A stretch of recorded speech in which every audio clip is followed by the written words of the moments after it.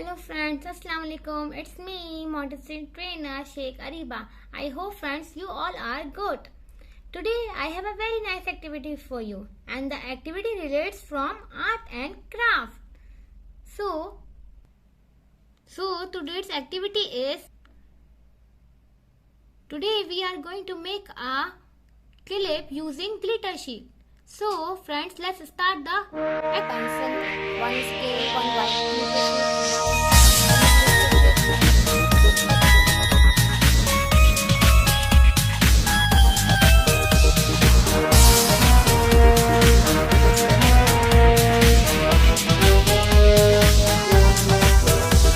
ये परचम हमारा, ये परचम तुम्हारा, ये परचम हमारा, ये परचम तुम्हारा। प्यारा परचम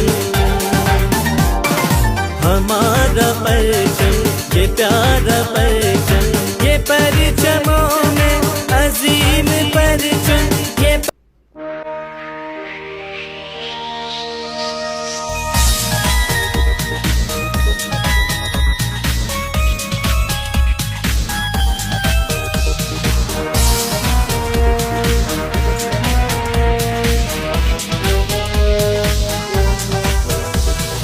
परचम हमारा, ये परचम तुम्हारा, ये परचम हमारा, ये परचम तुम्हारा।